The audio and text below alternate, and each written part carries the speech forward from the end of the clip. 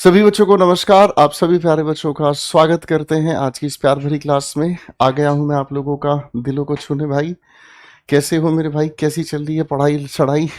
बताओ। Setting batting ठीक है भाई? तुम्हारे फोन की सेटिंग पूछ रहा हूँ भाई। सभी बच्चे एक बार फटाफट से जुड़ जाओ भाई। वर्ब बेसिक बहुत प्यारा छोटा सा गहरा सा नन्हा सा टॉपिक आप लोगों के साथ मिलकर हम पढ़ रहे थे। और मेरे बच्चों पिछली क्लास में हम लोगों ने जो पढ़ा वर्ब का टाइप कौन सा पढ़ा था भाई? याद दिलाना जरा। लिंकिंग वर्ब और स्टेटिव वर्ब का डिफरेंस पढ़ा था। आपको याद नहीं है, हमको आपकी बहुत याद आती है। ठीक है मेरे भाई। चलो मेरे भाई, हमने पढ़ा था भाई लिंकिंग और वर्ब और स्टेटिव वर्ब के बीच में थोड़ा सा डिफरेंस क्या होता है ना। अब हम चलते हैं मेरे भाई थोड़ा आगे। ठीक है ना जी। अब हम चलते हैं मेरे भाई थोड़ा सा आगे और इसे हम कहते हैं reflexive verbs. Reflexive verbs exactly कोई वर्ब नहीं होती। रिफ्लेक्सिव वर्ब्स बेसिकली कोई रिफ्लेक्सिव को एक नाम में वर्ब नहीं होती। ये तो अपने आप में एक वर्ब का ऐसा नेचर है जिसके बाद हमें रिफ्लेक्सिव प्रोनाउन यूज करना पड़ता है। समझ रहे हैं? हालांकि इसको भी हम गहराई से आपको तोड़ के दिखाएंगे, समझाएंगे।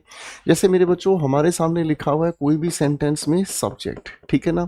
इसके बाद हमें देखने को मिलती है वर्ब। वर्ब के बाद अगर ऑब्जेक्ट हमें देखने को नहीं मिलता तो हम उसकी जगह पर ही लिखने का काम करते हैं। क्या चीज़? Reflexive pronoun. क्या लिखने का काम करते हैं बेटा? Reflexive pronoun. और रिफ्लेक्सिव प्रोनाउन एग्जैक्टली किसका रिफ्लेक्शन होता है? इस सब्जेक्ट का होता है, हाँ कि नहीं। अगर सेंटेंस में ऑब्जेक्ट हमें देखने को नहीं मिले तो ऑब्जेक्ट का काम चलाने के लिए रिफ्लेक्शन कर देते हैं हम। मेरी बात समझ में आ रही है, हाँ कि नहीं। अब ऑब्जेक्ट को हम कैसे पहचानते हैं बेटा? ऑब्जेक्ट को हम पहचानते हैं या तो व्हाट से यानी कि क्या से, और या फिर हुम से यानी कि किसे से। क्या आप मेरी बात समझ रहे हैं, हाँ कि नहीं? बिल्कुल प्यारी सिंपल बात हो गई हमारे सामने, हाँ कि नहीं। अब ये जो लिखी हुई वर्ब का रूप होता है ना अपने आप में, इसको बेसिकली ट्रांजिटिव वर्ब कहते हैं बेटा। आगे हम इसको और खोलेंगे, ठीक है ना। ये अपने आप में कुछ और नहीं बेटा, ट्रांजिटिव वर्ब होती है। अब इसी बात को समझने के लिए 4 एग्जाम्पल्स में लिख रहा हूं। ये चीज आपको प्रोनाउन में पढ़ाई जाती है।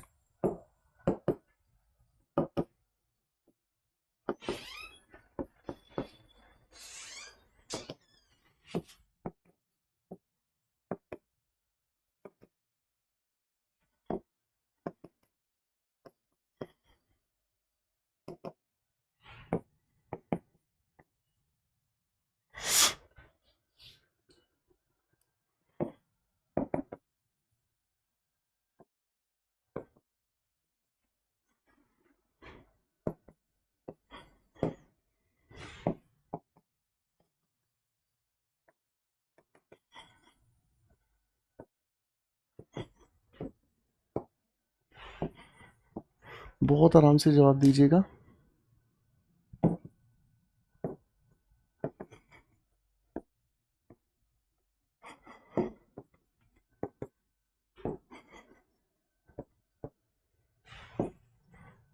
चलिए मेरे भाई,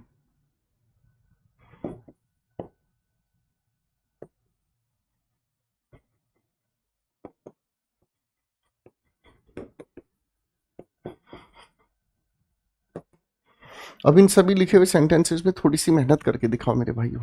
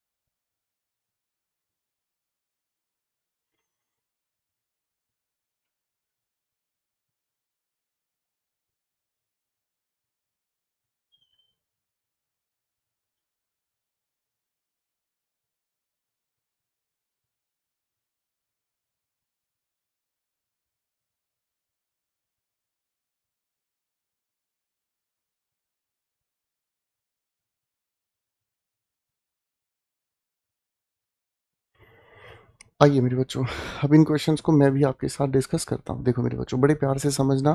राज ने क्या एंजॉय किया, क्या का जवाब हमें मिल गया है, यानी कि ये अपने आप में क्या का जवाब हमें दे रहा है, तो इसका मतलब इसके पास तो अपना ऑब्जेक्ट है। अब अगर इसके पास अपना ऑब्जेक्ट हो गया है मेरे भाई, तो इस वाक्य में कोई छेड़खानी की जरूरत नहीं है। अब यहाँ लिखा है राज एंजॉयड, ये इन द पार्टी हमें जवाब दे रहा है वेयर का। किसका जवाब दे रहा है? वेयर का।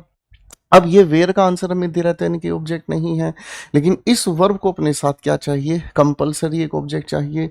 तो राज के अनुसार ही हम लोग क्या करेंगे? राज एक लड़के का नाम है, इसी की वजह से हम लोग यहाँ पर क्या लिख देंगे मेरे बच्चे? हिमसेल्फ लिख देंगे। बाबू समझे? अगला सवाल देखेंगे सर, ध्यान से समझेंगे। राहुल ने इंट्रोड्यूस किया किसे? आप कहोगे सर मोहन को, और इंट्रोड्यूस कर रहे किसके कर साथ कराया गया है? टू अस, है कि नहीं? यानी कि यहाँ पर तो इसके पास हुम का आंसर हमें मिल रहा है, यानी कि ये अपने पास ऑब्जेक्ट है, तो वाक्य में कोई दिक्कत नहीं है। सवाल नंबर 4, राहुल ने इंट्रोड्यूस किया। सर एक्चुअल में किसको इंट्रोड्यूस किया? तो आप कहोगे किसी को पता ही नहीं चल रहा है। तो यानी कि यहाँ पर ऑब्जेक्ट जो होना चाहिए राहुल के अनुसार होना चाहिए, इसीलिए हमें यहाँ पर हिमसेल्फ का जिक्र करना पड़ा। ठीक है ना? राहुल ने इंट्रोड्यूस किया खुद को हमसे। ठीक है मेरे भाई। अगला सवाल, my friend availed of the chance. तो आप कहेंगे सर अवेल के साथ हमें मेरे दोस्त के अनुसार कॉमन जेंडर होने के लिए ही हम लोगों को यहाँ पर हिमसेल्फ लिखना पड़ा। सवाल number 6, Reena presented well. Reena ने कैसे प्रेजेंट किया? सर कैसे का जवाब नहीं, रीना ने क्या प्रेजेंट किया? आप कहेंगे खुद को प्रेजेंट किया। मेरी बात समझ रहे हैं? खुद पेश आई है अच्छे से पार्टी में। क्या मेरी बात समझ गए भाई? ठीक है, तो ये अपने आप में एक बेहतरीन सवाल है मेरे भाई, अपने आप में एक बेहतरीन सवाल बन जाता है रिफ्लेक्सिव्स। ठीक है ना? इसको हम बहुत अच्छे से डिटेल में आप लोगों को पढ़ाते हैं मेरे भाई, जब हम आप लोगों को प्रोनाउन पढ़ाते हैं। ठीक है ना मेरे भाई? प्रोनाउन में पढ़ाया जाता है, और इसके साथ साथ जब इनके हम अंदर ट्रांजिटिव वर्ब का फंक्शन समझते हैं। ठीक है ना? तो इसीलिए यहाँ पर इसको सिर्फ मेंशन हमें करना पड़ गया। ठीक है मेरे भाई? ओके मेरे भाई, चलो मेरे बच्चे अब थोड़ा आगे चलते हैं मेरे भाई। ठीक है ना? अगली बात हमें क्या समझ आती है मेरे बेटा? अगली बात हमें समझ में आती है कि कभी कभी लिखे हुए सेंटेंसेस के अंदर मूड को बताने वाली मॉडल एक्सिलरी, मैंने क्या बोला मेरे बच्चे? मूड को बताने वाली मॉडल एक्सिलरी का भी अच्छा खासा रोल होता है। मूड को बताने वाली एक्सिलरी यानी कि हेल्पिंग वर्ब, मूड को बताने वाली हेल्पिंग वर्ब कौन सी हो सकती हैं? आओ मेरे बच्चों ध्यान से समझने की कोशिश करते हैं। ठीक है ना? जैसे मैंने आपके सामने कहा शी विल हेल्प यू। ठीक है भाई, मैंने आपके सामने कहा शी कैन हेल्प यू। हालांकि शुरुआत में हम थोड़ा थोड़ा समझ चुके हैं इसके बारे में, अब और अच्छे से समझ आया जाएगा। ठीक है ना जी? मॉडल एक्सिलरीज नाम का एक टॉपिक आपको अलग से पढ़ाया जाएगा। ठीक है ना? उसके लिए आप निश्चिंत रहेंगे, वहां पर भी हम इसके बारे में ज़रूर पढ़ेंगे मेरे भाइयों। ठीक है ना? शी मस्ट हेल्प यू, कोई दिक्कत नहीं मेरे भाई। फिर मैंने आपके सामने लिखा शी मे हेल्प यू। अगर आप मुझे इनका मीनिंग बता सकते हो, पहले सेंटेंस में क्या मीनिंग समझ आया, दूसरे में क्या मीनिंग समझ आया, तो मेरे लिए बहुत आसान हो जाएगा। आप थोड़ा थोड़ा मीनिंग मुझे बताने का काम करेंगे, है ना?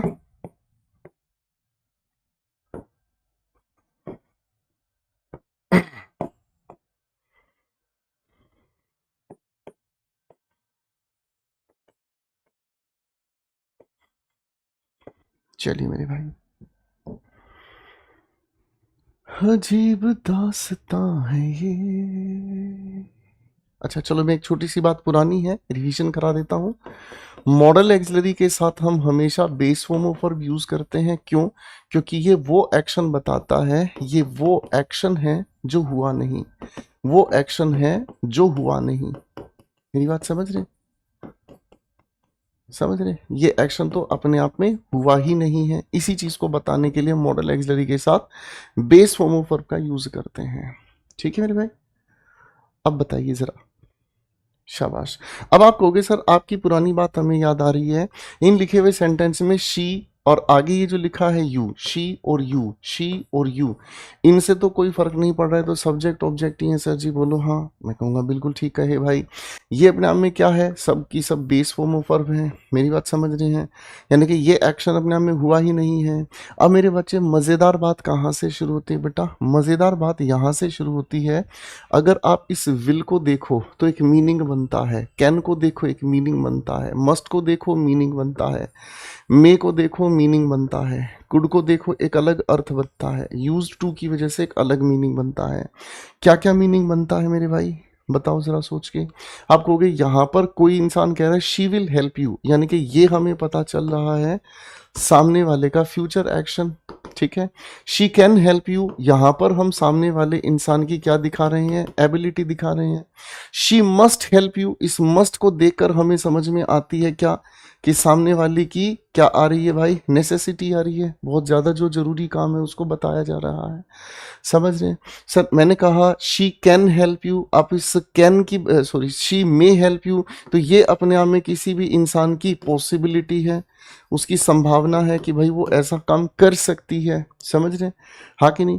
आगे लिखा है शी कुड हेल्प यू, ये किसी भी इंसान की क्या है मेरे भाई? पास्ट की एबिलिटी है। She use to help you, इस यूज टू को ध्यान से देखेंगे तो ये किसी भी इंसान की पास्ट ऐसी हैबिट है जो प्रेजेंट में नहीं है। पास्ट की एक ऐसी हैबिट है जो प्रेजेंट में नहीं है, इसी को पास्ट डिसकंटिन्यूड हैबिट भी कहते हैं। ठीक है ना? वह उसकी मदद किया करती थी। मेरी बात समझ रहे हैं? पुरानी बात है, अब मदद नहीं करती भाई, पुरानी बात है। समझ आ गई मेरे भाई? ठीक है। एक बालक परेशान हो रहा है, सर ट्रांजिटिव वर्ब नहीं बताए हैं। अभी बता देता हूँ मेरे बच्चे, अभी रुको बस। ये वाली थोड़ी थोड़ी बात समझ में आ गई।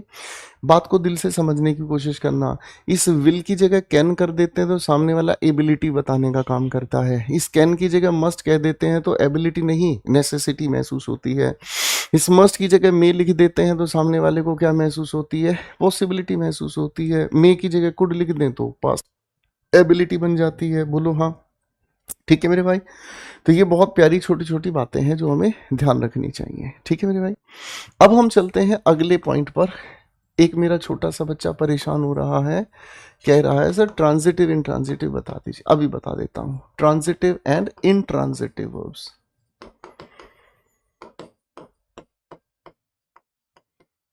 देखो, ट्रांजिटिव जो शब्द बना है वो ट्रांस से बना है। ठीक है ना? मैं एक एक करके समझाता हूँ बेटा। ठीक है ना? अगर आपके पास वोकैब बिट्स का 4th एडिशन है तो वोकैब बिट्स की जो नई बुक आप अगर लेते हैं ना, तो उसमें पहला जो चैप्टर है रूट वर्ड्स है, उसमें ये छोटी छोटी बातें आपको बहुत प्यार से लिख कर समझाई गई हैं। ट्रांजिटिव शब्द बना है ट्रांस से। ट्रांस का मतलब क्या होता है? ट्रांस का मतलब होता है किसी एक चीज से दूसरी तरफ जाना, और इसका हिंदी में मीनिंग निकलता है उस पार, अक्रॉस इसे कहा जाता है। ठीक है ना? और इन इसके साथ अगर हम जोड़ देते हैं तो नोट हो गया, यानी कि उस पार नहीं जाए। अभी छोटे से हिंट को दिमाग में बिठाना, ये समझ आएगा। ठीक है मेरे भाई? देखो मेरे भाई, यहां पर ये ट्रांजिटिव लिखा है, इसको हम हिंदी में कहते हैं सकर्मक। क्या कहते हैं? सकर्मक। और इसको हम हिंदी में क्या कहते हैं? अकर्मक। कौन सी क्रिया के रूप में? ये सकर्मक क्रिया और अकर्मक क्रिया। ठीक है? हाँ कि नहीं? कोई दिक्कत तो नहीं मेरे भाई? ठीक है मेरे भाई? कोई दिक्कत तो नहीं इसमें? इजी। अब बात को थोड़ा ध्यान से समझने की कोशिश करना। पहले मैं आप लोगों के साथ मिलकर मेरे बच्चों ट्रांजिटिव परिवार से मुलाकात कराता हूँ आपकी। ठीक है ना? पहले ट्रांजिटिव परिवार से मुलाकात कराता हूँ। ट्रांजिटिव वर्ब एग्जैक्टली क्या होती है मेरे भाई? है तो ट्रांजिटिव में ना एक काम करते हैं, पहले मोनो ट्रांजिटिव वर्ब्स के बारे में मैं आपको बताता हूँ। मोनो ट्रांजिटिव वर्ब्स कौन सी होती हैं भाई? मोनो का मतलब देखो, फिर से वही बात आ गई। मोनो का मतलब क्या होता है मेरे भाई? मोनो का मतलब होता है एक। ये मोनो का एग्जैक्टली वही फिर से हमारे सामने सेंस तैयार हो गया। ठीक है ना? वोकैबुलरीज आपको लेनी है। ठीक है ना? क्योंकि वोकैबुलरीज की वजह से ही आपकी वोकैबुलरीज बहुत अच्छे लेवल पे इंप्रूव होंगी। ठीक है दोस्त? ओके। तो अब बात को ध्यान से समझना। ठीक है ना? बात क्या कहती है मेरे भाई? देखो, मोनो ट्रांजिटिव वर्ब कौन सी वर्ब होती है? यानी कि जब किसी सेंटेंस में सब्जेक्ट लिखा हो, उसके बाद लिखी होती है ट्रांजिटिव वर्ब, तो ट्रांजिटिव वर्ब के बाद अपना ऑब्जेक्ट होता है। क्या होता है बेटा? अपना ऑब्जेक्ट अपना ऑब्जेक्ट होता है भाई, हाँ कि नहीं?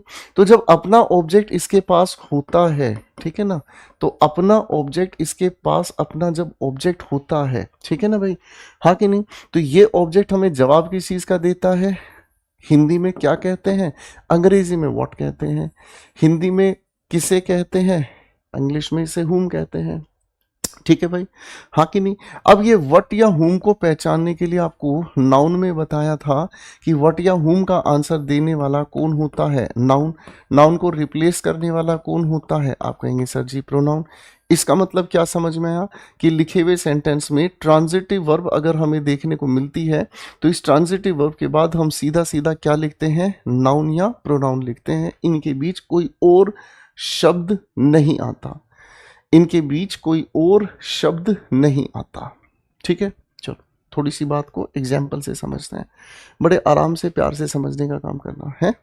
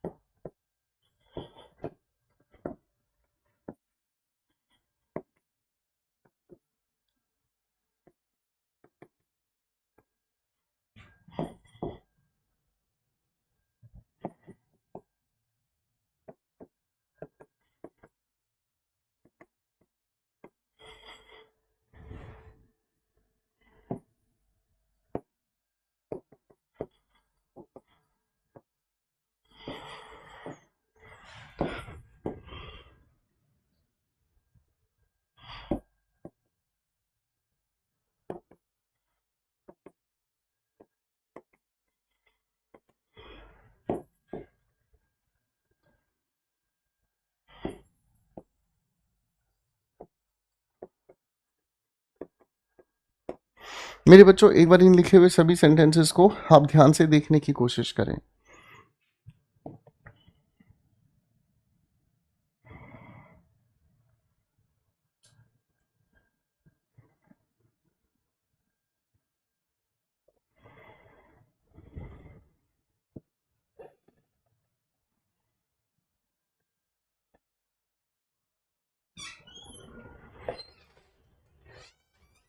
बनाओ बेटा बनाओ फटाफट से।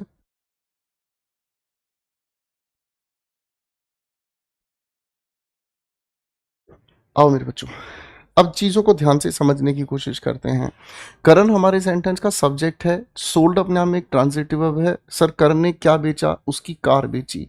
क्या का जवाब हमें मिल रहा है, बोलो हाँ। मोनो ट्रांजिटिव का मतलब होता है बेटा ये ऐसी ट्रांजिटिव वर्ब है जिसके पास एक ऑब्जेक्ट होता है। मोनो का मतलब एक ऑब्जेक्ट होता है, ठीक है, फाइन, ठीक है मेरे भाई। चलो मेरे भाई अगले सवाल को देखते हैं बेटा। ये हमारे सामने सब्जेक्ट है, लाइक्स हमारे सामने एक ट्रांजिटिव वर्ब है। सर वो किसे पसंद करती है, एक कैट को पसंद करती है, ठीक है। तो ये हमारे सामने व्हाट का आंसर दे रहा है, ये हमारे सामने हुम का आंसर दे रहा है, कोई भी दिक्कत नहीं है। मेरी बात समझ रहे हैं? मैंने कहा the boy will fly the kites, the boy हमारे सेंटेंस का सब्जेक्ट है, विल फ्लाई अपने आप में ट्रांजिटिव वर्ब हो गई है। बॉय विल फ्लाई व्हाट, क्या उड़ाएगा, सर व्हाट का आंसर हमें मिल गया है, तो ये अपने आप में ट्रांजिटिव वर्ब है, कोई दिक्कत नहीं है सर, है ना। मोनू ने कहा क्या, तो सर मोनू सब्जेक्ट हो गया, कहा अपने आप में ट्रांजिटिव वर्ब है। अब ये ट्रांजिटिव वर्ब का जो हमें क्या का आंसर दे रहा है, क्या का आंसर हमें इस पूरे के पूरे वाक्य ने दिया है, समझ रहे हैं? क्या का आंसर इस पूरे वाक्य ने हमें दिया है, समझ रहे हैं? और जब कोई पूरा वाक्य किसी नाउन का काम चला दे तो उसे नाउन क्लॉज कहते हैं। क्या कहते हैं, नाउन क्लॉज कहते हैं। बाबू बात को समझने की कोशिश कीजिएगा, ठीक है ना। देखो फिर से एक छोटी सी बात यहाँ पर अलग से लिख दे रहा हूँ। ट्रांजिटिव वर्ब किसे कहते हैं मेरे भाई, ट्रांजिटिव वर्ब वो वर्ब होती है जिसके पास अपना ऑब्जेक्ट होता है, या तो नाउन या फिर प्रोनाउन के फॉर्मेट में, ठीक है ना। चलो एक काम कर लेते हैं, इसको और खूबसूरत तरीके से लिख देते हैं, ठीक है। कैसे खूबसूरत तरीके से लिख देते हैं, ये जो ऑब्जेक्ट हमारे सामने होता है ना, या तो ये ऑब्जेक्ट एक शब्द के रूप में हो, कैसे, या तो नाउन या फिर प्रोनाउन, कैसे, या तो नाउन या प्रोनाउन, या फिर ये हमें देखने को मिले किसी भी एक फ्रेज की तरह। फ्रेज का मतलब क्या होता है बेटा? Group of words without complete meaning. क्या कहते हैं इसे हम? Group of words without complete meaning, शब्दों का ऐसा समूह जिसका पूरा अर्थ ना निकले। ठीक है मेरे भाई। अगर हमारे सामने फ्रेज की जगह थोड़ा आगे अगर हमें चलना है तो हमें क्लॉज का यूज भी करना पड़ सकता है, जैसा हमने सेंटेंस में देखा। ठीक है ना जी। कुल मिलाकर ये सारे के सारे किस परिवार से बिलोंग करते हैं? या तो नाउन या फिर प्रोनाउन। ठीक है ना जी, बोलो हाँ। हाँ कि नहीं? क्या आप मेरी बात समझ रहे हैं भाई? ठीक है। सिर्फ नाउन लिख लोगे और भी आसान हो जाएगा आपके समझने के लिए। ठीक है ना। किसकी बात कर रहा हूं मैं? नाउन की बात कर रहा हूं। ठीक है भाई। हाँ कि नहीं? अच्छा मेरे भाइयों, ये वाली बात तो अपनी बिल्कुल सही समझ में आ गई। ठीक है ना। अच्छा, मैं अगर ये कहूं कि लिखी हुई ट्रांजिटिव वर्ब के बाद इनमें से कोई भी हो सकता है, ये बात तो मेरे बच्चों को समझ आ गई। अगर कहूं कि यहां पर मान लीजिए इसके बाद ऑब्जेक्ट नहीं लिखा हुआ हो तो आप क्या करेंगे? अगर ऑब्जेक्ट लिखा हुआ नहीं मिले तो आप कहोगे सर यहाँ से तो फिर हमारा दिमाग चल जाएगा। क्यों? अगर ऑब्जेक्ट नहीं है तो हम लोग ऑब्जेक्ट की कमी को पूरा करने के लिए रिफ्लेक्सिव प्रोनाउन का यूज कर लेंगे, इसी की जगह रिफ्लेक्सिव प्रोनाउन का यूज कर लेंगे। अभी थोड़ी देर पहले ही तो आप हमको बताए रहे, क्या बताए रहे? अगर ऑब्जेक्ट नहीं हो जिसका जवाब क्या या किसे से मिले तो हम उसी की कमी को पूरा करने के लिए ट्रांजिटिव वर्ब के बाद रिफ्लेक्सिव प्रोनाउन का यूज करते हैं। बोलो हाँ। Got my point? ठीक है। अब ये वाली बात हमें समझ आ गई है, तो आ जाओ बेटा क्वेश्चन पर वापस मैदान में। मैं यहां पर सब्जेक्ट हो गया, नो अपने आप में ट्रांजिटिव वर्ब हो गई। सर मैं क्या जानता हूं? That she is late. अब ये पूरा का पूरा लिखा हुआ जो वाक्य है अपने आप में व्हाट का आंसर दे रहा है, कायदे से ये इस नो का ऑब्जेक्ट है, यानी कि ट्रांजिटिव वर्ब का ऑब्जेक्ट है। अब देखो सवाल नंबर 6 में आपके साथ खेला हो गया है। सवाल नंबर 6 में आपके साथ एक खेला हो गया है, सोच के जरा जवाब दीजिए हमको। हमको मालूम है इश्क मासूम है। आप कहेंगे सर रामपाल अपने आप में सब्जेक्ट है, रामपाल किल्ड, किल्ड अपने आप में ट्रांजिटिव वर्ब है, रामपाल ने किसे मारा? आप कहोगे अगर इसके पास ऑब्जेक्ट नहीं है तो सर इस रामपाल के अनुसार ही हम लोगों को रिफ्लेक्सिव प्रोनाउन यहां लिखना पड़ेगा, केवल तभी इसका अर्थ पूरा है। मेरी बात समझ में आ रही है? चलो मैं आपको एक छोटी सी बात करता हूं, ठीक है ना। मैंने आपके सामने कहा उसने मारा, क्या इसका मीनिंग पूरा है? अरे मेरे भाई, सेंटेंस का जब तक मीनिंग पूरा नहीं हो तब तक सेंटेंस सेंटेंस हो ही नहीं सकता। आधे अधूरे अर्थ वाला वाक्य नहीं माना जाता मेरे भाई। उसने मारा, आपके दिमाग में तुरंत सवाल उठेगा क्या मारा या किसे मारा। अब ये क्या या किसे क्या है? ट्रांजिटिव के ही तो ऑब्जेक्ट्स हैं भाई। हाँ कि नहीं? क्या या किसे से जो आंसर मिल रहा है। मेरी बात समझ रहे हैं? अगर मैं आपको कहूं उसने एक सांप मारा तो आप कहोगे ट्रांजिटिव वर्ब हो गया, मीनिंग कंप्लीट हो गया सेंटेंस का। अगर आप कहोगे सर उसने एक चिड़िया मारी तो इसका मतलब क्या हुआ? सर यहां पर भी अपना मीनिंग पूरा हो गया। समझ गए भाई? चलो बेटा, तो देखो इसी के बेसिस पर रिफ्लेक्सिव प्रोनाउंस पे भी अच्छी पकड़ बन गई है हमारी। बोलो हाँ। ठीक है भाई। अब मेरे बच्चों को ये भी बात समझ में आ गई है, तो अब यहां एक इसको बॉक्स में रख देता हूं, इसको एक प्यारे से बॉक्स में रख देता हूं ना। चलो मेरे भाई, अब देखो मेरे बच्चों, यहां से हम एक और बात को भी समझ सकते हैं। ठीक है ना। यहां से हम एक और बात को समझ सकते हैं, क्या? ट्रांजिटिव वर्ब के बाद हम सीधा नाउन या प्रोनाउन को लिखने का ही काम करते हैं। ठीक है मेरे भाई, मेरी बात समझ रहे हैं? तो इसमें एक चीज और हमें ध्यान रखनी है कि इससे पहले हम कोई भी नो प्रेपोजिशन, कोई भी प्रेपोजिशन इससे पहले यूज नहीं करते हैं भाई। उदाहरण यही समझ के निपटा देते हैं इस बात को। जैसे अगर मैंने कहा शी, ठीक है ना, उसके बाद मैंने आपके सामने कहा, चलो दूसरी बात करता हूं, मैं आपको कहता हूं चाइना अटैक्ड। ठीक है ना जी।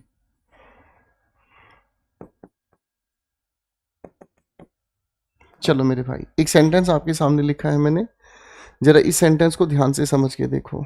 China attacked on Pakistan. ठीक है ना। देखो बेटा, इसमें आप क्या बताओगे करेक्शन के लिए?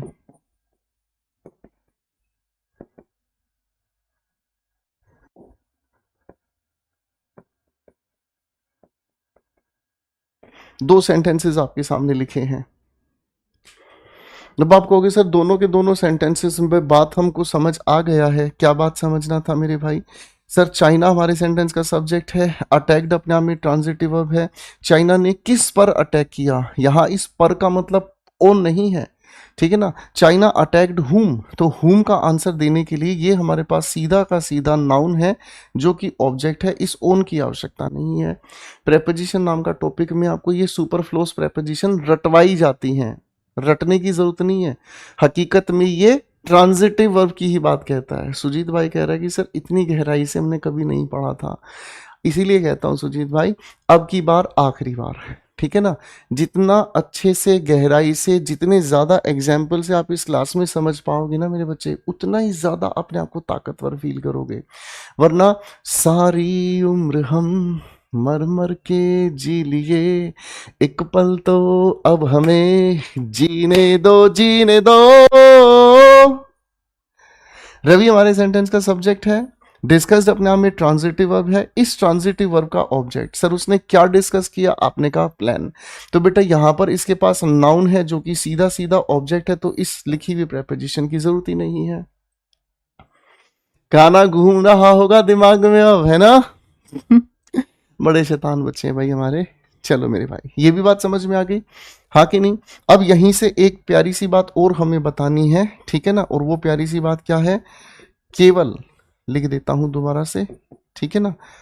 केवल ट्रांजिटिव वर्ब, केवल ट्रांजिटिव वर्ब का ही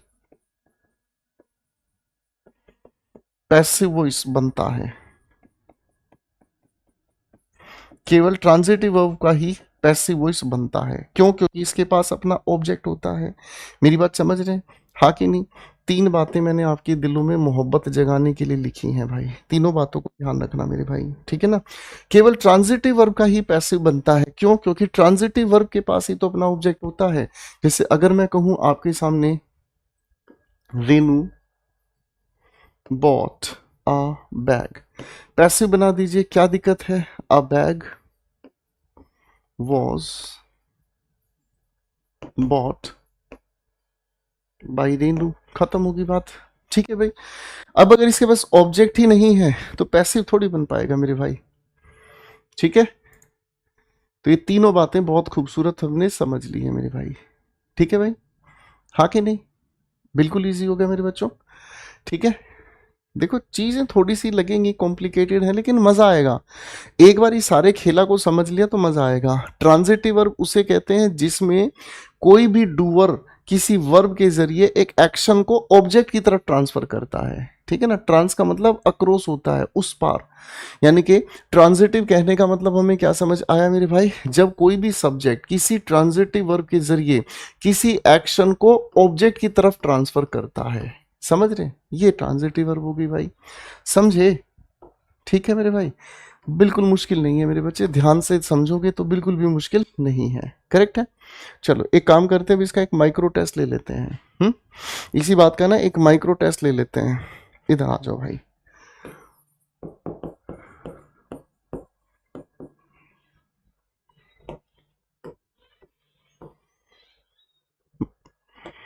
मैं आपके सामने कुछ सेंटेंसेस लिखूंगा बेटा, जरा इनको थोड़ा सा देखने की कोशिश करें, पहचानने की कोशिश करें, ठीक है ना।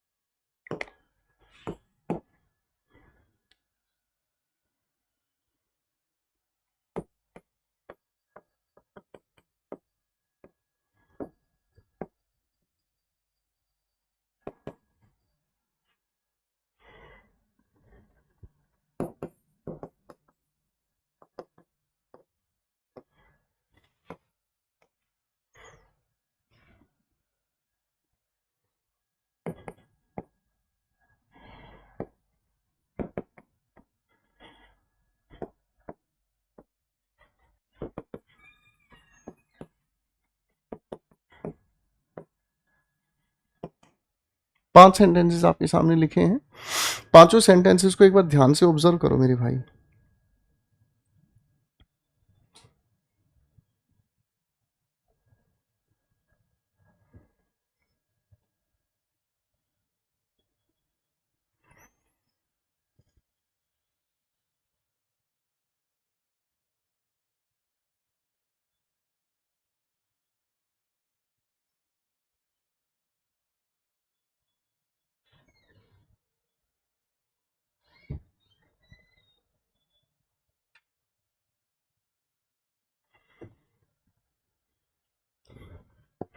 आइए मेरे भाइयों, देखो अब इन सवालों में थोड़ा सा आप लोगों के लिए साथ खेला हो गया है। कैसे हो गया भाई? ये हमारे सामने ही सब्जेक्ट है, ये ट्रांजिटिव वर्ब है, उसने किसका धन्यवाद किया? तो आप कहेंगे हिम। तो यानी कि ये इसके पास अपना एक ही ऑब्जेक्ट है, इसीलिए इसको मोनोट्रांजिटिव कहते हैं। अब मेरे भाई सवाल नंबर 2 को ध्यान से देखते हैं। तो क्या लिखा है? शी हमारा सब्जेक्ट हुआ, गेव हमारे सामने ट्रांजिटिव वर्ब है, ठीक है ना। उसने किसे दिया? आपने कहा मोहन को दिया। तो ये तो हमें किसे का आंसर दे रहा है ना भाई साहब? किसे का मतलब हुम, ठीक है। अब मैंने कहा शी गेव व्हाट, उसने क्या दिया? आप कहोगे अरे सर ये तो कमाल की बात हो गई, एक ही सेंटेंस में क्या का भी जवाब मिल गया, किसे का भी जवाब मिल गया, है ना। एक ही सेंटेंस में क्या का जवाब भी मिल गया, किसे का जवाब भी मिल गया। ये तो दोनों के दोनों ही हमें ट्रांजिटिव का आंसर दे रहे हैं। क्या आप मेरी बात समझ रहे हैं? तो मेरे बच्चों इसी चीज को जब हमारे सामने आता है लिखने को, कि अगर किसी एक ही सेंटेंस में, अगर किसी लिखे हुए एक ही सेंटेंस के अंदर हम लोगों को एक नहीं दो ऑब्जेक्ट ट्रांजिटिवली आंसर देते हैं, तो इसे हम लोग शास्त्रों के अनुसार डायट्रांजिटिव वर्ब के नाम से जानते हैं। किस नाम से जानते हैं? डाया ट्रांजिटिव वर्ब के नाम से जानते हैं। और फिर से लिख देते हैं भाई, डाया ट्रांजिटिव वर्ब किस नाम से जानते हैं बेटा? डाय ट्रांजिटिव वर्ब के नाम से जानते हैं, ठीक है ना। अब देखो डाय ट्रांजिटिव वर्ब की ना एक खूबसूरती है। क्या खूबसूरती है भाई? बताता हूं। अब मजा आएगा, धीरे धीरे हर एक चीज में और ज्यादा इंटरेस्ट आएगा, क्योंकि ये चीजें बहुत प्यारी प्यारी लगती हैं जब हम कभी भी किसी सेंटेंस में इनको यूज होते हुए देखते हैं। देखो मेरे बच्चे, बात क्या है ध्यान से समझना। हमारे सामने लिखे हुए सेंटेंस में देखो, she gave Mohan a chair, ठीक है। अब वास्तविक रूप से उसने जो दिया है वो क्या है? चेयर है ना। यानी कि ये इस वर्ब का असली ऑब्जेक्ट है, इसीलिए इसको हम कहते हैं क्या? Direct object. क्या कहते हैं बेटा? Direct object. अब यही डायरेक्ट ऑब्जेक्ट किसको दिया गया है? इसका रिसीवर कौन है? आप कहेंगे मोहन। तो जो मोहन है वो इसका क्या हो गया भाई? इनडायरेक्ट ऑब्जेक्ट हो गया, हाँ कि नहीं? मेरी बात समझ पा रहे हैं भाई? ठीक है। आप चाहो तो मेरे बच्चे इसी लिखे हुए सेंटेंस को रीराइट कर सकते हैं और क्या लिख सकते हैं? शी गेव, और उसके बाद आप लिख सकते हैं क्या? डायरेक्ट ऑब्जेक्ट, और उसके बाद क्या लिख सकते हैं? एक प्रेपोजिशन टू लगाकर, और उसके बाद आप लिख सकते हैं इनडायरेक्ट ऑब्जेक्ट, ठीक है जी। डाय ट्रांजिटिव को दोनों तरीके से घुमा के लिखा जा सकता है, समझ रहे? हाँ कि नहीं?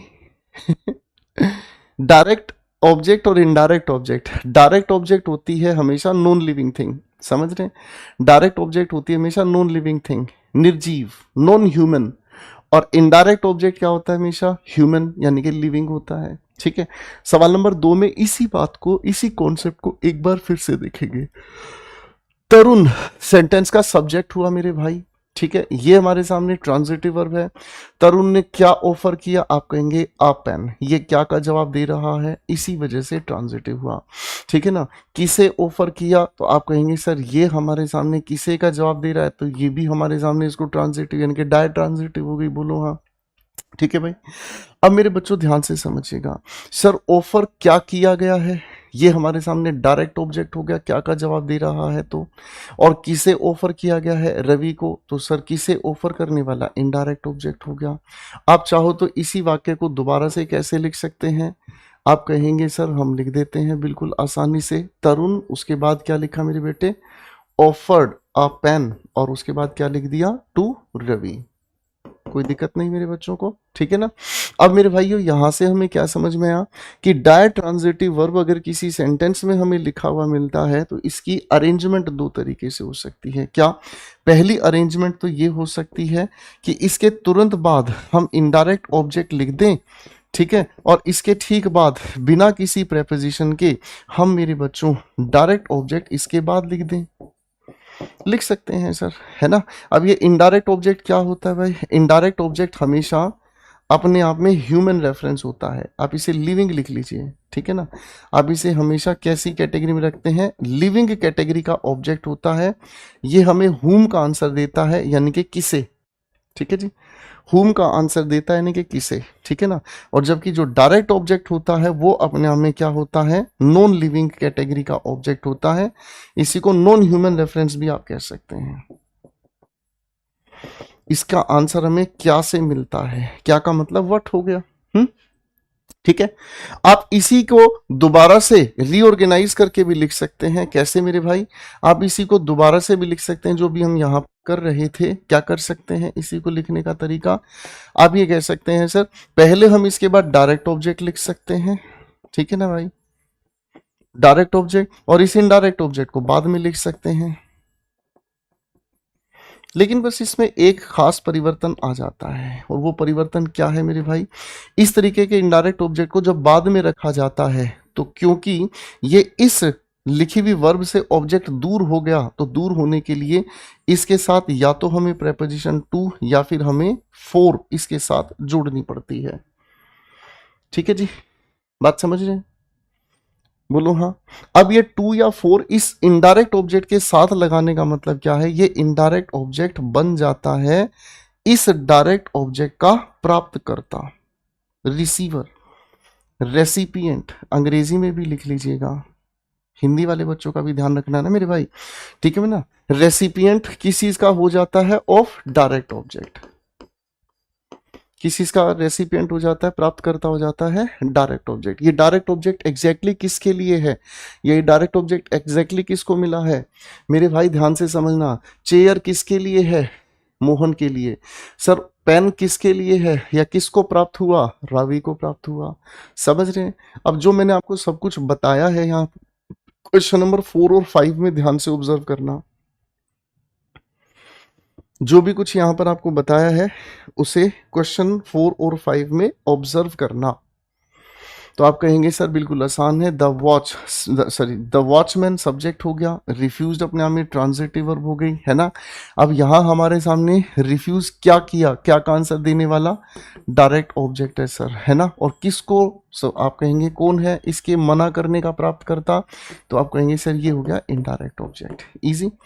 अगला सवाल देखेंगे ध्यान से। Mohini found a beautiful shirt for him, है ना। तो यहां पर मोहिनी सब्जेक्ट है, फाउंड ट्रांजिटिव वर्ब है, क्या का जवाब ब्यूटीफुल शर्ट ने दे दिया, यानी कि ये हमारे सामने डायरेक्ट ऑब्जेक्ट है मेरे भाई, ठीक है ना। इसका प्राप्तकर्ता कौन है? हिम है, तो ये आप कहेंगे सर जी हमारे सामने इनडायरेक्ट ऑब्जेक्ट है। आप चाहो तो मेरे नन्हे बच्चों इसी लिखे हुए सेंटेंस को रीराइट कर सकते हैं। कैसे? आप कह सकते हैं Mohini found him a beautiful shirt. हो गया बिल्कुल आसान, ठीक है। Mohini found him a beautiful shirt. हो गया मेरे बच्चों आसान, करेक्ट है भाई। बेटा मोनो का मतलब एक और डाय का मतलब दो। मोनो का मतलब एक और डाय का मतलब दो, ठीक है ना जी। इस डाय का मतलब यहां पर क्या हो गया? जिसके पास दो ऑब्जेक्ट हैं, जिसके पास दो ऑब्जेक्ट हैं। मोनो का मतलब जिसके पास एक ऑब्जेक्ट है, ठीक है। आसान हो गया आप समझना, फाइन, ठीक है। इंट्रोडक्शन वाली क्लास में भी ये डायरेक्ट ऑब्जेक्ट इनडायरेक्ट ऑब्जेक्ट मैंने आपको बताए हैं, ठीक है। चलो एक छोटा सा माइक्रो टेस्ट ले लूं, आ जाओ। मैं आपके सामने अब डायर ट्रांजिटिव के सेंटेंस ही लिखूंगा मेरे भाई, ठीक है ना। डायर ट्रांजिटिव के इन सेंटेंसेस को रीऑर्गेनाइज करके दिखाएंगे, यानी कि डायरेक्ट इनडायरेक्ट ऑब्जेक्ट को रीअरेंज करके दिखाएंगे। ओके, दिखाओ, मेहनत करो थोड़ी सी। दो सवाल तुम्हारे लिए लिख रहे हैं मिस्टर दास, ठीक है ना।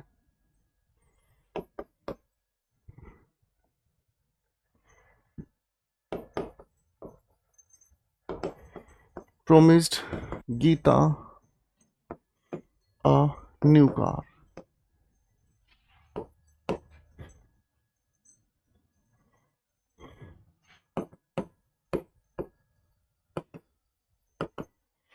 The principal granted Mrs. Sahni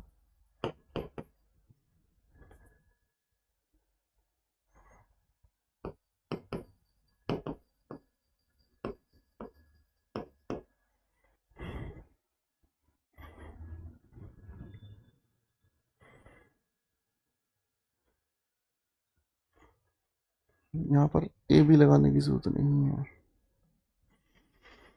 सारी उम्र हम मर मर के जी लिए, एक पल तो अब हमें जीने दो, जीने दो।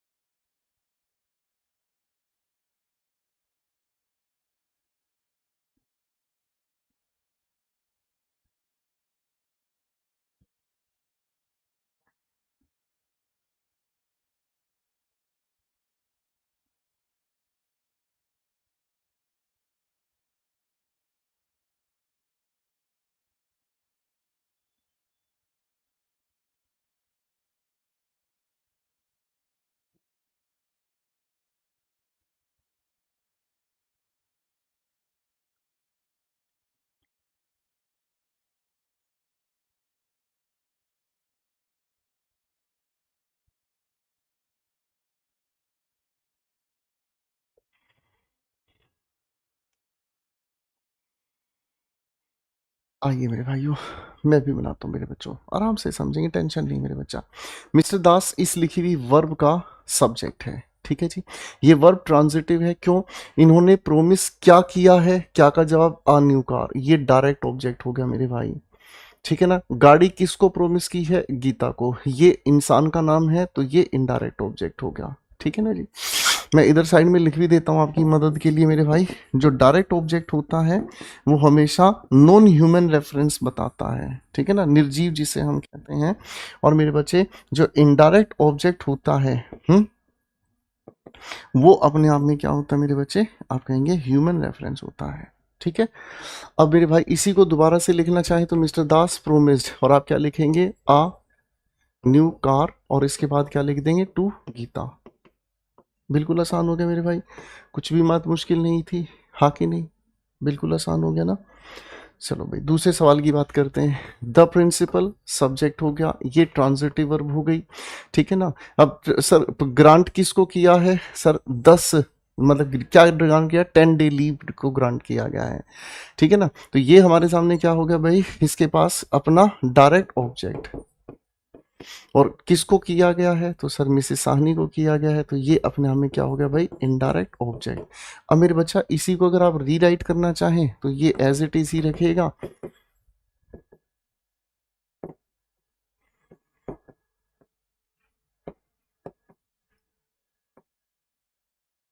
ठीक है भाई, हाँ कि नहीं? तो ये अपने आप में इस तरीके की रीऑर्गेनाइजेशन हो गई। अब तो गलती नहीं हो पाएगी बेटा पेपर में।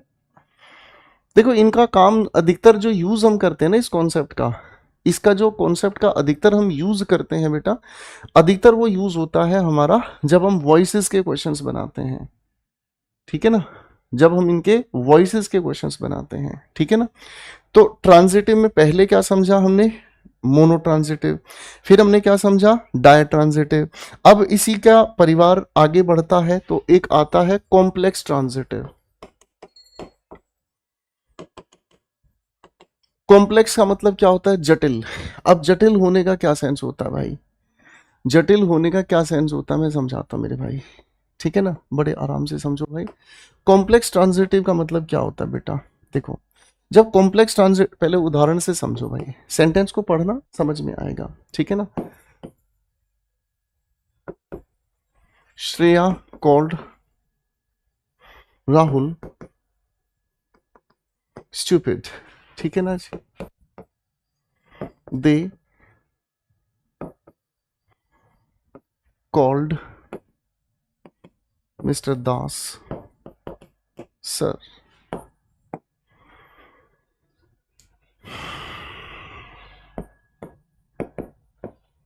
The team made mister Sharma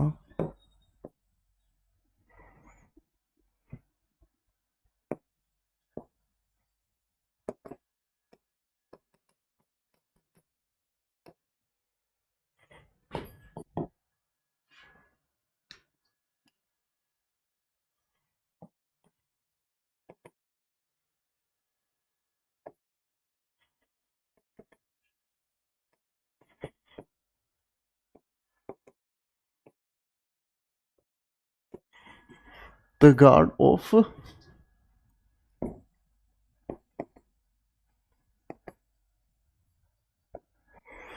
एक बार इन सभी सेंटेंसेस को पढ़कर देखो, एक बार इन सभी सेंटेंसेस को पढ़कर देखो बेटा।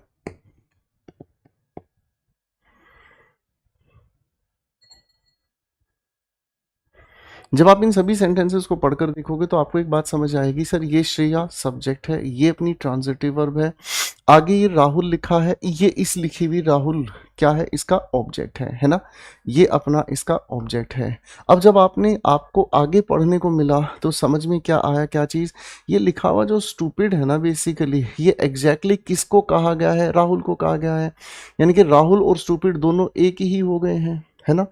ऑब्जेक्ट की इंफॉर्मेशन को पूरा करने वाले को हम क्या कहते हैं? ऑब्जेक्ट कॉम्प्लीमेंट कहते हैं। मेरी बात समझ में आ रही है, हाँ कि नहीं? क्या कहते हैं? ऑब्जेक्ट कॉम्प्लीमेंट कहते हैं भाई। ये जो यहाँ पर लिखा हुआ हमारे सामने राहुल है, इसी को तो स्टूपिड कहा गया है, ये कोई और ऑब्जेक्ट नहीं है, समझे? हाँ कि नहीं? फिर से समझें, ये सब्जेक्ट है, ये हमारी ट्रांजिटिव वर्ब है। They called mister Das, mister Das को उन्होंने पुकारा। अब जो मिस्टर दास है वही तो अपने आप में सर है कि नहीं? यानी कि कॉल्ड अपने आप में ऑब्जेक्ट हो गया है किसका? इस कॉल्ड का मिस्टर दास क्या हो गया है? ऑब्जेक्ट हो गया है, ठीक है, ट्रांजिटिव। अब मिस्टर दास ही क्या है? सर है ना? तो यानी कि ये इस ऑब्जेक्ट की इंफॉर्मेशन पूरी करने वाला ऑब्जेक्ट कॉम्प्लीमेंट हो गया।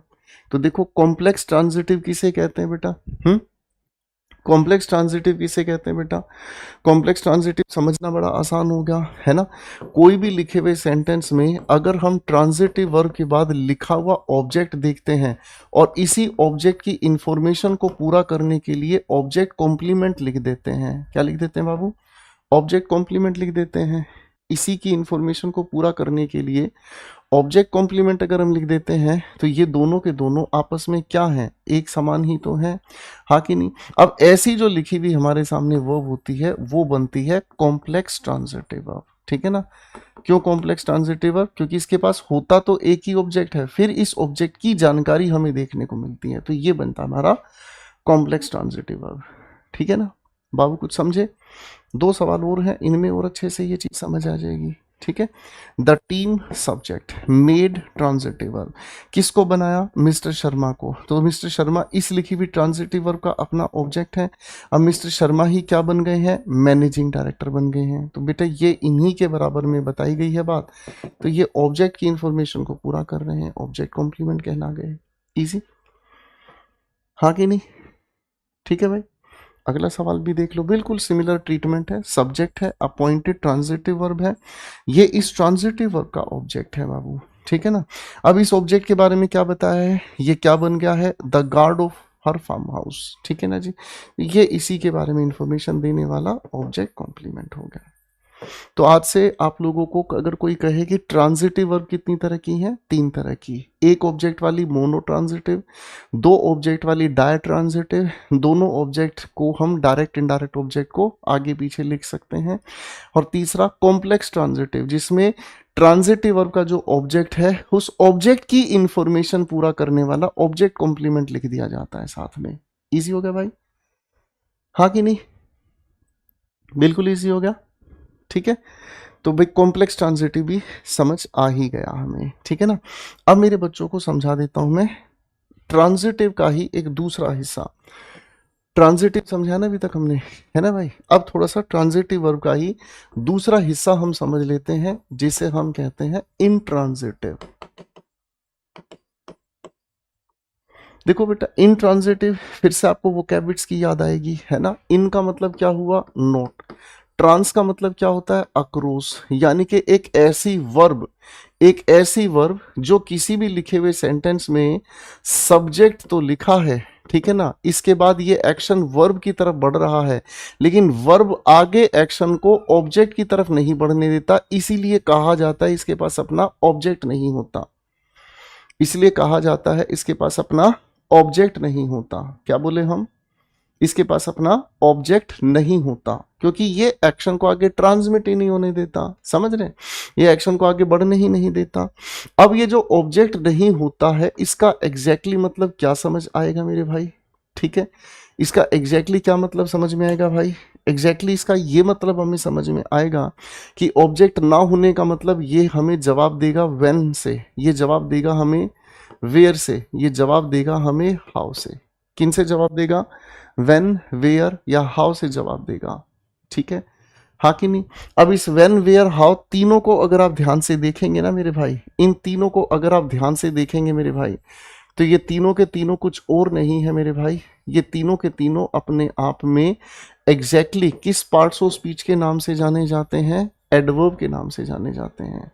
किससे नाम से जाने जाते हैं बेटा? एडवर्ब के नाम से जाने जाते हैं। अब एडवर्ब को भी हम 3 तरीके से लिख सकते हैं। एडवर्ब एक शब्द में हो सकता है, या फिर शब्द नहीं तो एक फ्रेज में हो सकता है, या फिर अपने आप में एडवर्ब किस में हो सकता है? एक क्लॉज में हो सकता है, जिसे एडवर्ब क्लॉज हम कहते हैं। किस में हो सकता है? एडवर्ब क्लॉज में हो सकता है, ठीक है? चलो इन्हीं बातों को समझाने के लिए एक क्विक रिवीजन के लिए 5 सेंटेंसेस लिख रहा हूं, जरा इनमें पहचान कर दिखाएं ऑब्जेक्ट कैसा है। She went to her office.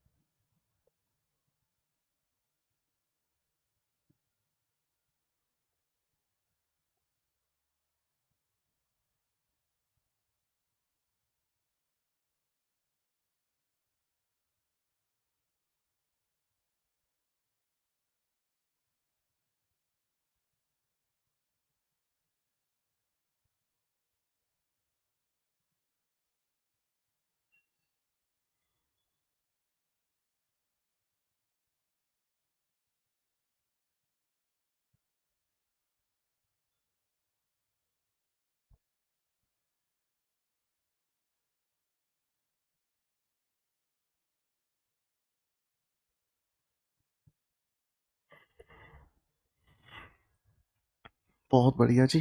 देखो मेरे बच्चे, अब आंसर्स को हम थोड़ा सा मिलके वेरीफाई करते हैं। देखो, शी हमारा सब्जेक्ट हो गया, वेंट हमारे सामने वह कहाँ गया, टू हर ऑफिस। तो आप कहेंगे सर जी ये इंट्रांजिटिव वर्ब है। अब देखो, इसको समझने के लिए ना थोड़ा सा हमें महसूस करनी होगी एक प्यारी सी बात। देखो, ध्यान से समझने की कोशिश करना। अगर सिर्फ ऑफिस को हम लिखा हुआ देखें तो एक स्थान का नाम है, यानी कि नाउन है। क्या है बेटा? नाउन है। इस नाउन से पहले हमने यहाँ पर हर यूज किया, नाउन से पहले आकर उसके मीनिंग को क्वालिफाई कर दे, एडजेक्टिव कहलाता है। यानी कि ये दोनों के दोनों मिलकर आपस में क्या बनते हैं? सिर्फ और सिर्फ नाउन फ्रेज बनते हैं। नाउन की ही तो बात कर रहे हैं मेरे भाई, हाँ कि नहीं? अब मेरे बच्चों, मैं यहाँ पर इन ट्रांजिटिव वर्ब के बाद नाउन नहीं लिख सकता, है ना भाई? इन ट्रांजिटिव वर्ब के बाद मेरे बच्चों मैं सिर्फ नाउन का प्रयोग नहीं कर सकता, समझ रहे हैं? तो इसका मतलब क्या करना होगा मेरे भाई हमें? इसका मतलब हमें इसको एडवर्ब में बनाने के लिए इसी से पहले टू लगाना पड़ा। क्या लगाना पड़ा मेरे भाई? इसी से ठीक पहले में टू लगाना पड़ा। जैसे ही हमने टू लगा दिया तो ये नाउन ना रहकर ये अपने आप में आंसर हमें वेयर का दे रहा है। वेयर का देने वाला आंसर क्या हो गया बेटा? एडवर्ब हो गया। बाबू समझे? ठीक है ना? तो इसका मतलब लिखे हुए सेंटेंस में अगर हम यहाँ लिखा हुआ देख रहे हैं, क्या लिखा हुआ देख रहे हैं? She went to her office. तो हमें अब समझ में आ रहा है कि किसी भी इंट्रांजिटिव वर्ब के बाद नाउन नहीं आ सकता। क्या समझे मेरे भाई? क्या समझे मेरे भाई? यहाँ से किसी भी इंट्रांजिटिव वर्ब के बाद, इंट्रांजिटिव वर्ब के बाद नाउन का प्रयोग नहीं हो सकता। ठीक है जी। लेकिन नाउन से ठीक पहले, अगर नाउन से ठीक पहले हम एक प्रेपोजिशन का यूज कर देते हैं तो ये चल जाएगा। क्यों? क्योंकि नाउन से पहले प्रेपोजिशन आते ही ये इसको एडवर्ब में ले जाता है। समझ रहे मेरे भाई? ठीक है ना? तो ये तो बहुत ही प्यारी बात आपकी समझ में आ जानी चाहिए भाई। ठीक है, एक बार फिर से इस बात को समझे मेरे भाई। किसी भी इंट्रांजिटिव वर्ब के बाद सीधा नाउन नहीं आ सकता। किसी भी इंट्रांजिटिव वर्ब के बाद सीधा नाउन नहीं आ सकता। नाउन से पहले हम कोई भी प्रेपोजिशन लगाकर उसको किस में कन्वर्ट कर देते हैं? एडवर्ब में। ऐसे नहीं समझे तो एक दूसरी बात को समझा देता हूं, ठीक है ना? यहां लिख देता हूं यार, क्या ही फर्क पड़ता है मेरे भाई। ठीक है ना? बात को ध्यान से समझिएगा भाई। देखो मेरे बच्चे, अगर हम प्रेपोजिशन का यूज करते हैं ना किसी भी नाउन या प्रोनाउन से पहले, ठीक है ना, जब भी हम किसी नाउन या प्रोनाउन से पहले प्रेपोजिशन यूज करते हैं ना, ये तो दोनों के दोनों जो शब्द आपस में मिल जाते हैं ना, ये दोनों के दोनों शब्द अपने आप में एडवर्ब या एडजेक्टिव फ्रेज बना देते हैं। एडवर्ब या एडजेक्टिव फ्रेज बना देते हैं मेरे भाई। ठीक है ना जी? फाइन। ये चीजें बहुत बहुत गहराई पे चली गई भाई। बस कोई बात नहीं बेटा, अभी रोक देंगे, 5 मिनट और पढ़ाएंगे बस।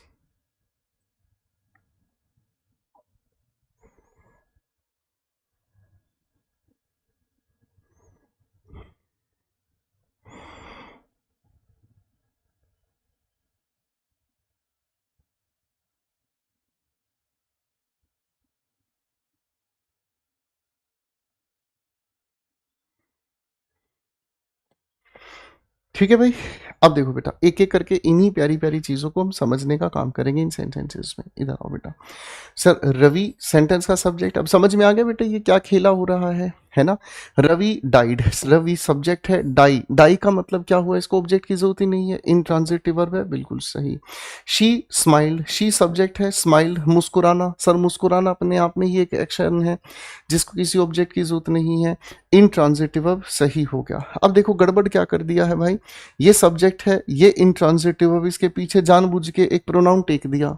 नाउन और प्रोनाउन सिमिलर होते हैं आप जानते हैं, इसके पीछे जानबूझकर प्रोनाउन रख दिया, तो मुझे क्या करना होगा, सर वो कहाँ मुस्कुराई, तो उसका जवाब है मुझ पर मुस्कुराई, है ना। तो मेरे बच्चे इस लिखे हुए प्रोनाउन से पहले मैं यहाँ एक प्रेपोजिशन बताऊंगा जो लोकेशन को बताता है। एट क्या बताता है, लोकेशन को बताता है। अब जब ये दोनों ही आपस में मिल गए, जब ये दोनों ही आपस में मिल गए हैं, तो ये दोनों के दोनों आपस में मिलकर वेयर का आंसर दे रहे हैं और ये बना दे रहे हैं इसको एडवर्ब फ्रेज। क्या बना दे रहे हैं बेटा, इसको एडवर्ब फ्रेज। समझ गए भाई?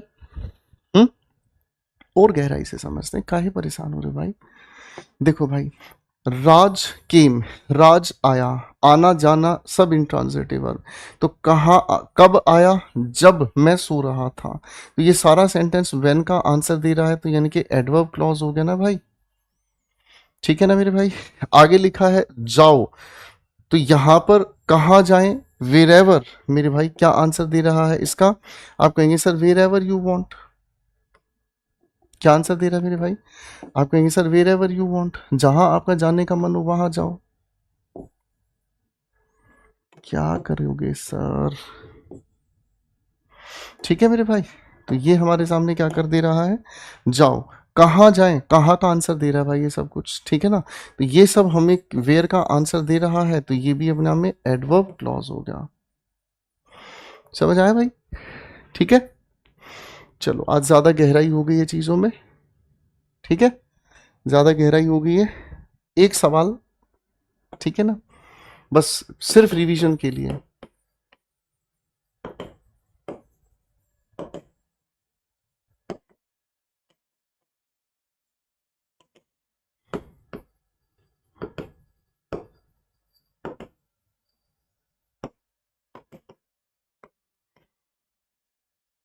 देखो बच्चों, जैसे जैसे हम आगे बढ़ते चले जाते हैं ना, जैसे जैसे सिलेबस में हम आगे बढ़ते चले जाते हैं, वैसे वैसे हमारा अंडरस्टैंडिंग लेवल और सुधर जाता है। बहुत सारे स्टूडेंट्स ये कहते हैं कि सर हमारा स्कोर नहीं बढ़ रहा, हमारा स्कोर नहीं बढ़ रहा, मॉक टेस्ट में हमारा स्कोर नहीं बढ़ रहा। मेरे भाई स्कोर बढ़ाने के लिए टीचर क्या करेगा, आपकी जगह बैठ के पेपर नहीं देगा, टीचर आपकी जगह पर मेहनत नहीं करेगा, वो लगातार आपकी ही मेहनत है भाई। समझ रहे हैं? मैं आप लोगों को हर बात को बिल्कुल लॉजिकल रीजन के साथ समझाऊंगा, और मैं हर बार आप लोगों को मोटिवेटेड रखूंगा, हर बार आपका एक पॉजिटिव एटीट्यूड रखूंगा, ताकि आप लोग क्वेश्चन को देखने का तरीका सीख जाएं।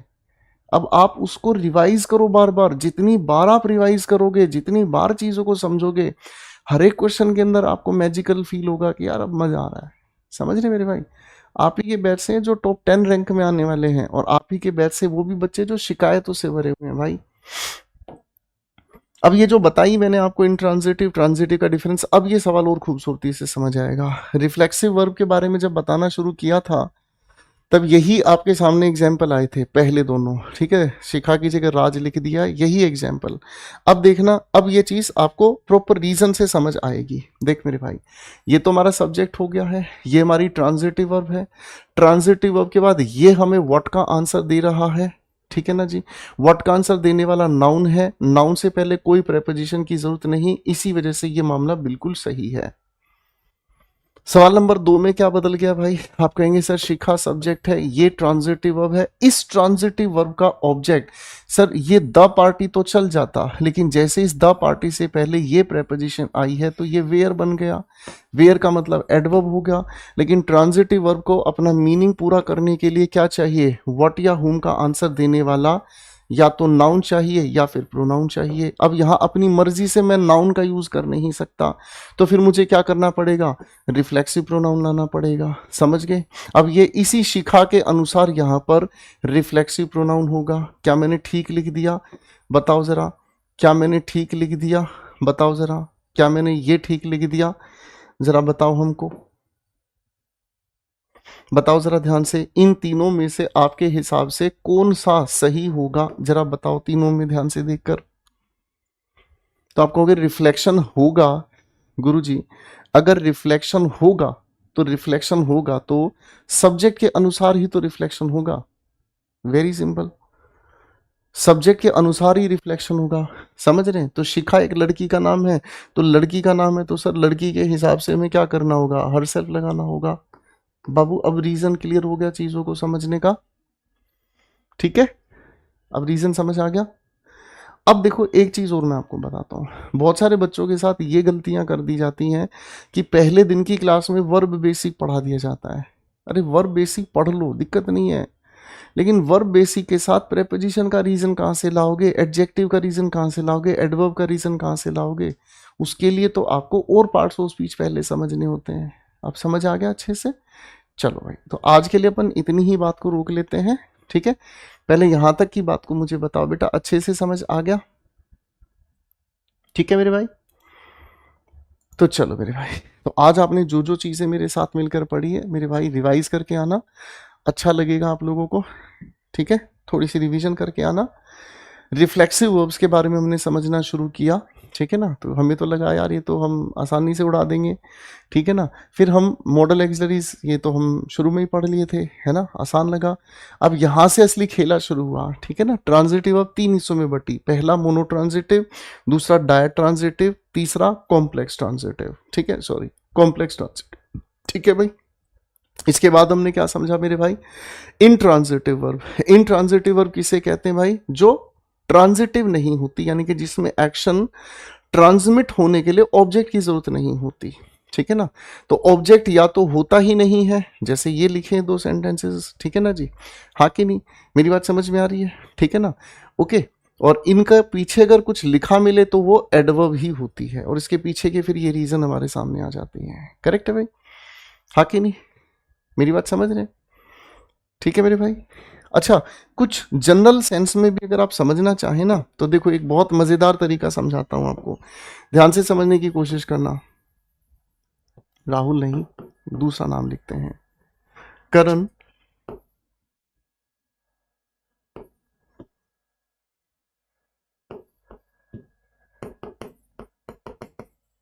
इनवाइटेड नमन। ठीक है जी, फाइन। एक्शन करने वाला कौन है? करण। इनवाइट करने का एक्शन कहां पर जाकर रुका? नमन की तरफ रुका। ट्रांजिटिव वर्ब है। ठीक है जी, हाँ है ना? मेरी बात समझ रहे हैं? अब अगर मैं आपके सामने कहूं करण वॉज स्लीपिंग, एक सेंटेंस मैंने आपके सामने लिखा, तो आप कहोगे सर ये एक्शन कैसे जा रहा है? तो आप कहोगे सर करण हमारे सामने बिल्कुल ठीक काम कर रहा है, कोई दिक्कत नहीं। और वॉज स्लीपिंग, क्या ये एक्शन इस तरफ जा रहा है? आप कहोगे नहीं सर ये एक्शन इस तरफ नहीं जा रहा है, सोने का काम कौन कर रहा था? करण ही कर रहा था। ट्रांजिटिव वर्ब में हमेशा left to right action proceed होता है। ठीक है ना, करण ने इनवाइट किया किसको? जिसको इनवाइट किया वहां जाकर एक्शन रुका है, नमन को। लेकिन इन ट्रांजिटिव वर्ब में हमेशा एक्शन रिवर्स में चलता है। सोने का काम कौन कर रहा था? करण कर रहा था। रिवर्स कंसीडरेशन होती है। आप समझ में आ रही है? करेक्ट होगी बातचीत? तो छोटी छोटी चीजें बेटा गहराई से बाद में समझ में आती हैं जैसे जैसे आगे पढ़ते हैं। ठीक है, तो चलो आज के लिए इतना ही रख लेते हैं। बाय एवरीवन, अपना ध्यान रखना, मस्त रहने का है बिल्कुल, रिवीजन करके आना, बातचीत कोई नहीं करेंगे बेटा, फालतू की बातों पे आज ध्यान नहीं देंगे। आज का कंटेंट गहरा है, रिवीजन की जरूरत है। बाय एवरीवन, अपना ध्यान रखना बच्चों।